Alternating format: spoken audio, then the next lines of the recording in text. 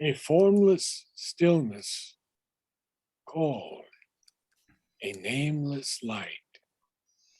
And Sri Aurobindo tells us here that light is primarily a spiritual manifestation of the divine reality, illuminative and creative. Then he says material light, the light that we see, is a subsequent representation or conversion of it into matter for the purposes of the material energy. Now, I have to read this. I may have read it before, but it is one of my very favorite quotes on light.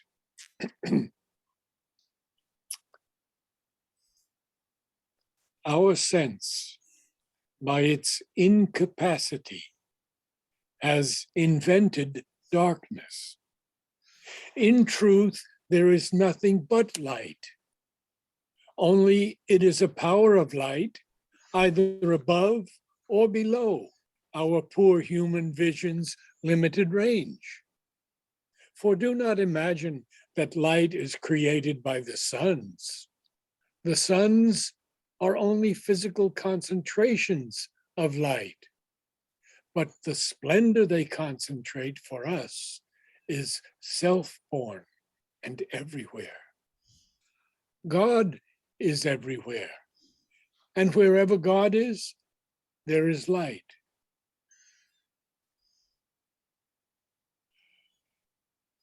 And Mother wrote to my dear friend, Dimitri von Morenschild, whom many of you know lived until the age of 100 in the ashram in Golkond, the following, quote, "The light is everywhere. The force is everywhere. And the world is so small." Oh. So we'll carry on. Above him was the white immobile ray. Around him, the eternal silences. No term was fixed to the high-pitched attempt. World after world disclosed its guarded powers. Heaven after heaven, its deep beatitudes. But still, the invisible magnet drew his soul. Well, this is something that we have to meditate on. This ray that creates all light, he calls it a white immobile ray. And in physics, of course, in optics and physics, the definition is any of the lines or streams in which light appears to radiate from a luminous body. Oh. Sri Aurobindo says in his letters on yoga, even if there is much darkness, and this world is full of it, and the physical nature of man also, yet a ray of the true light can prevail eventually against a tenfold darkness. Believe that and cleave to it always. I think that has to be our watchword. It has to be something that we live by, knowing that no darkness can even resist one little ray of light. Oh, that's so powerful. So around him now, the eternal silences. Notice that he capitalizes the word ray and he capitalizes the word silences. Now, no term was fixed to the high-pitched attempt. Well, you see, the attempt of the avatar has no term fixed to it. He comes again and again into our lives. Each time there is the possibility of an ascent in the evolution. And so therefore no term is fixed to this high-pitched attempt. And then Sri Aurobindo gives us a semicolon. And he says after that, world after world disclosed its guarded powers. Well, the powers of these worlds necessarily have to be guarded because we're not ready for them. They would smash us if they came down in their full force. Mother never showed, except once, her power, and I've talked to you about that with Huta. Heaven after heaven, its deep beatitudes. Now, this line has always, I don't know, it has always charmed me in a way, that there could be heavens after heavens. And but still the invisible magnet drew his soul. I think there must be something in the Vedas for these heavens after heavens. Vladimir, could you say a few words? Yes, it's actually in the Hymns to the Mystic Fire. He translates it as a veil upon veil. Yes. Yeah. The truth upon truth. Truth is hidden by the smaller truth. So it's like everything is unfolding. So it goes deeper into the deeper dynamic truth. So veil upon veil is how is that? Level upon level. I forgot the word. Is born in the lap of the mother. The soul sees.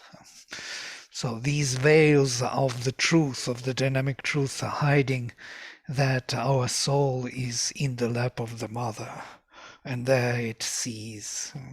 So beautiful. Yes. So now we have 3 more lines, and we will complete Canto 1 of this great book of the Traveler of the Worlds. A figure, soul on nature's giant stair. Remember, he's climbing this stair, but he's alone there. No one else is with him. He mounted towards an indiscernible end. This end cannot be seen or perceived clearly. It's imperceptible. On the bare summit of created things. Notice Sri Aurobindo tells us this is the summit of created things. So we'll now move on to page 103, and I just need a moment to bring that up. And we will continue with the next canto, Canto 2, in which Ashwapati, Sri Aurobindo, enters the kingdom of subtle matter. And we know that Mother talks to us often about subtle matter. So let's see what happens here now. In the impalpable field of secret self, this little outer being's vast support, parted from vision by earth's solid fence, he came into a magic crystal air and found a life that lived not by the flesh, a light that made visible immaterial things. This subtle world is so interesting, and I think, Vladimir, we could talk about this for the entire session. In this impalpable field, this impalpable means difficult to perceive or grasp by the mind. And it's not even perceptible to touch. It's intangible. So in this impalpable field of secret self, and what is this field of secret self? Well, he tells us this little outer being's vast support has now parted, it is parted always from vision by Earth's solid fence. I understand that to be matter and our place in the evolutionary journey, because the solid fence of the mind, of the vital, of the body, that's what we have. But we don't have this, we don't know as yet this field of secret self. And that is the psychic being, which Mother tells us very often is not in ourselves, but around ourselves or just outside ourselves. It only really comes in when we call it in and we still the mind and we invoke the Mother to give it to us. So this vision,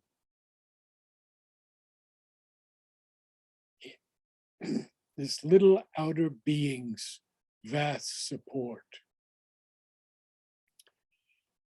is parted from vision by this solid material world we live in. There's a comma there, so I have to continue.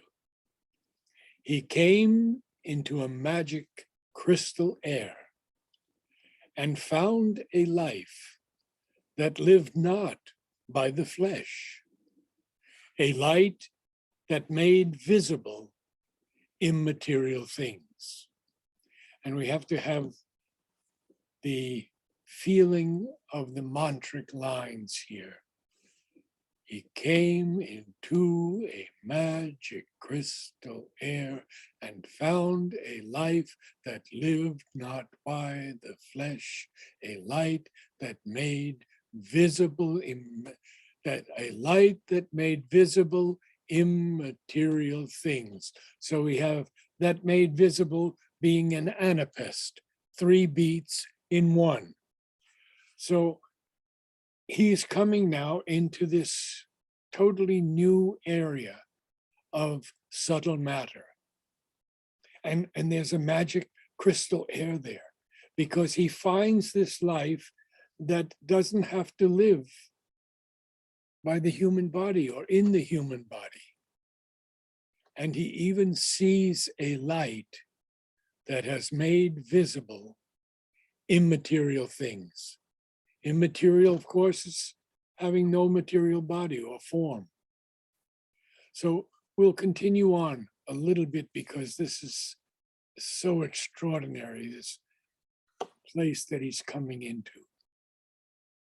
A fine degree in wonders hierarchy, the kingdom of subtle matters, fairy craft, outlined against the sky of vivid hues, leaping out of a splendor trance and haze, the wizard revelation of its front. Now, I'm not too sure that we did subtle matter. Vladimir, do you recall? I don't think so. I don't think we've done it. So who could read that for us? Perhaps Dolan?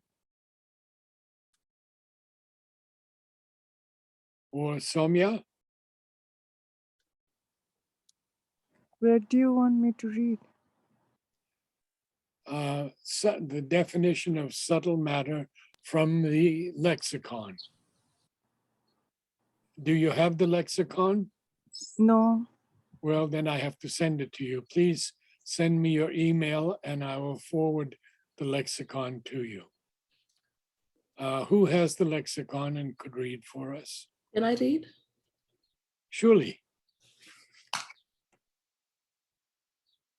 Much more than half our thoughts and feelings are not our own in the sense that they take form out of ourselves. Of hardly anything can it be said that it is truly original to our nature. Oh, A large part comes to us from others or from the environment, whether as raw material or as manufactured imports. But still more largely, they come from universal nature here, or from other worlds and planes and their beings and powers and influences.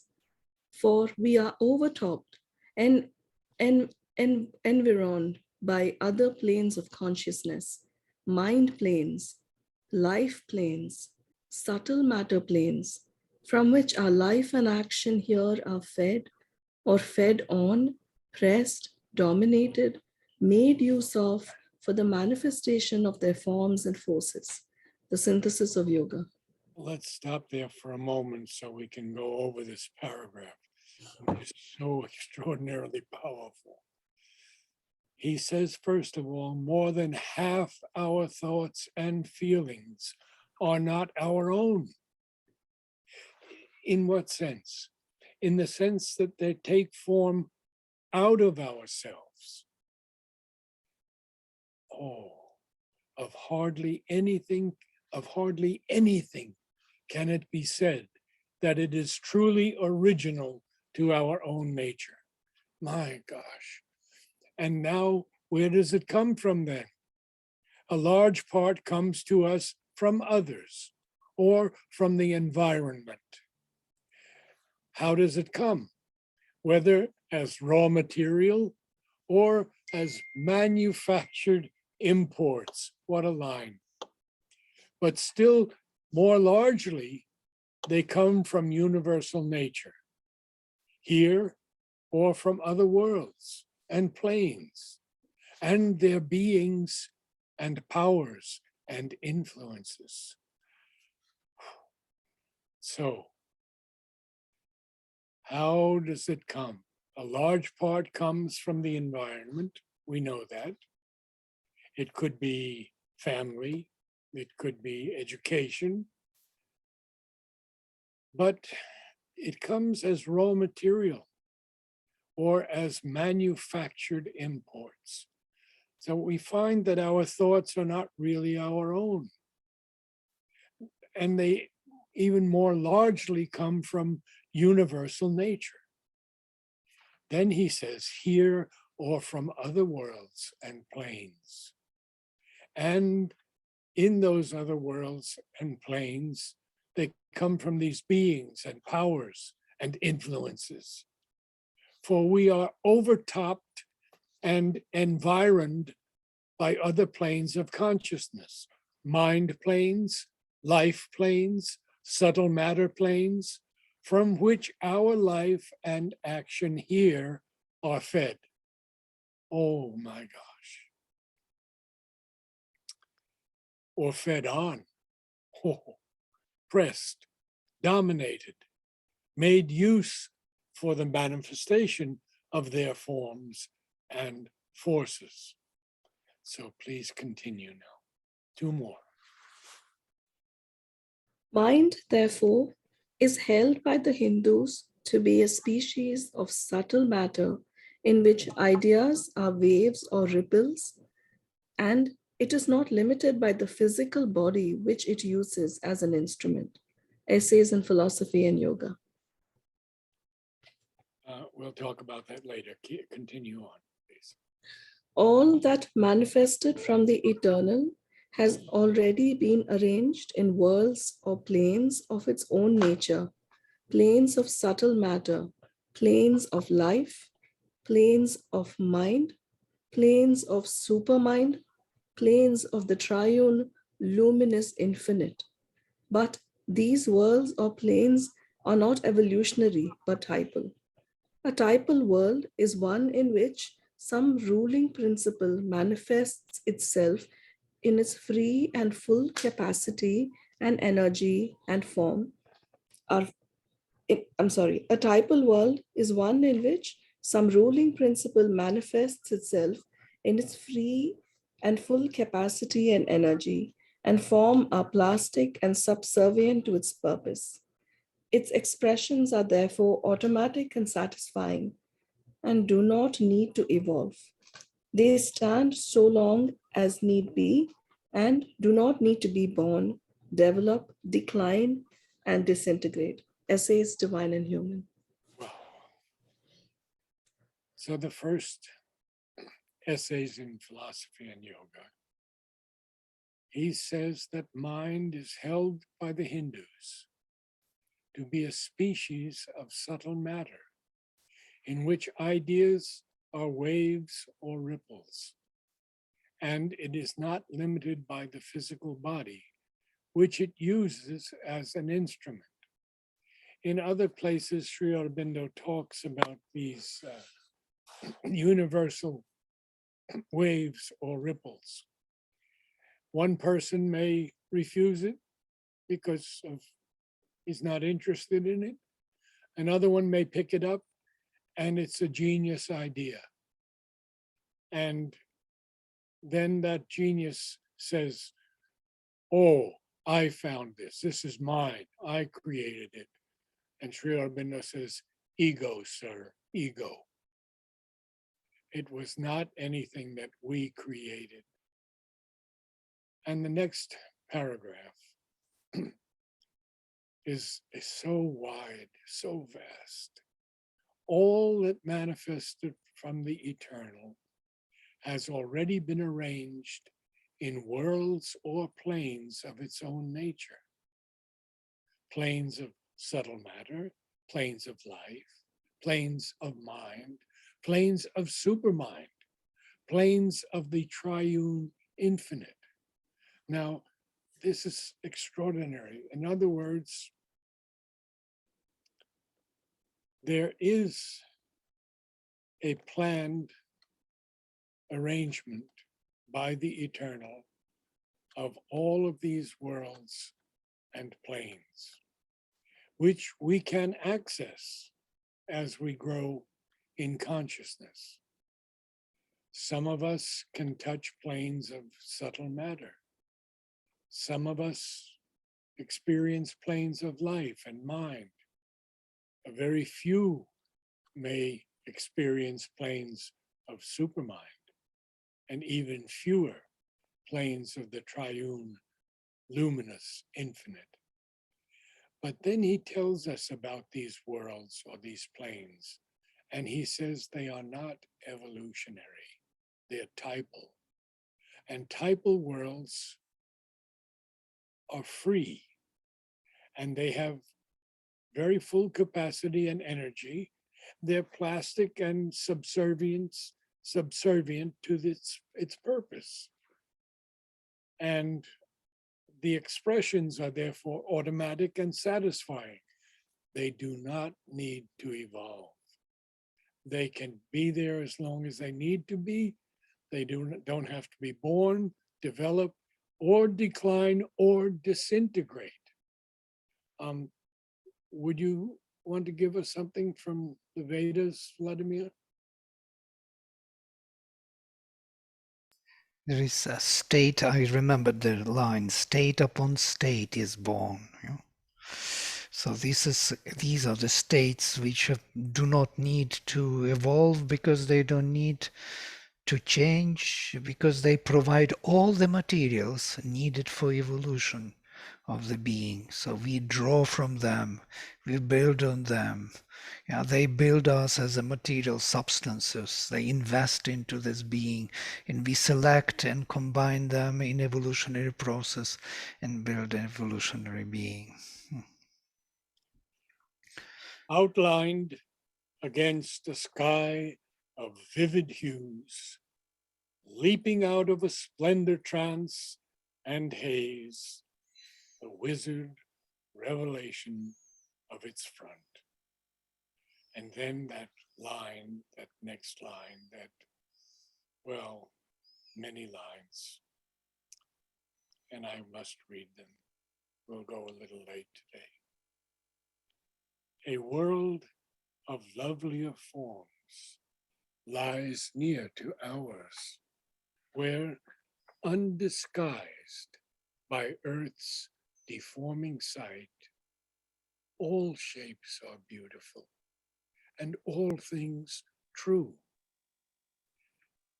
If any of us have touched those worlds, we know exactly what Sri Aurobindo is telling us here. I have seen a few of them, not many. A world of lovelier forms lies near to ours. And though that world of lovelier forms is not disguised by this deforming sight of earth, earth seems to deform everything, because even though it is a being and a conscious being, it still also has to evolve along with man. So to deform something is to spoil its natural form, to misshapen it, or to spoil the beauty or appearance of it. But he says there, in that world, all shapes are beautiful and all things true. And then he's going to continue, and I'll do a few more lines. In that lucent ambience, mystically clear, the eyes were doors to a celestial sense. Hearing was music, and the touch a charm, and the heart drew a deeper breath of power. What is a lucent ambience? Well, lucent is basically something that gives off light, that is luminous. Can be translucent also and clear. And ambience is a character or a tone. In that, and mystical, of course, is always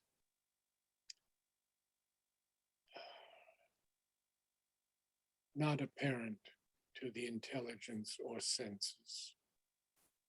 I will not use the word occult here. In that lucent ambience, mystically clear, the eyes were doors to a celestial sense. Hearing was music, and the touch a charm, and the heart drew a deeper breath of power. Any questions from anyone? Soumya, do you have a question? You usually do. Yes. You know me so well. So this could be a little personal, but I would love to get your advice on this. When we realize that the universal mind, all the thoughts that come in from the universal mind, but lately what's happening in the US with all these school shootings and stuff like that is really upsetting my kids. And I keep telling them, you have to put those thoughts aside and only let in the luminous ones. But it's still difficult for them to cope with this news. How do I help them in this situation, Naraji? I know it's a little too personal, but when you brought up the universal mind, this question came to my mind. You have to encourage them to begin to look into themselves. How old are they? My daughter is 18. She's the one is a little too sensitive, and it's hard for her to cope with this kind of news. I understand, but you understand this is a very dark force of mind control that's using these people to Yeah. create these damages. And Shraddhalu has a lot to say on this. I would ask your daughter to set aside at least 10 or 15 minutes each day, it can be morning or night, and focus her consciousness only on the good and the beautiful and the true and the light. And she will find as she goes deeper and deeper within that nothing in this world can resist the light, and everything will change in God's time. Yes, we are going through a very, very difficult time right now because all of this has to come up in the world for it to be purified. The forces of darkness are very much against the forces of light, but they have no chance. And they know that they have no chance, and so they're much as active as they can be, at least to hold back the light. And if your daughter can begin to understand it in a much wider range and not take anything personally, because she is a child of God and she has to continually remind herself of that. And have her take 10 or 15 minutes every day and just focus on the light and the truth and beauty. Namaste all. Thank you. Namaste. Thank you.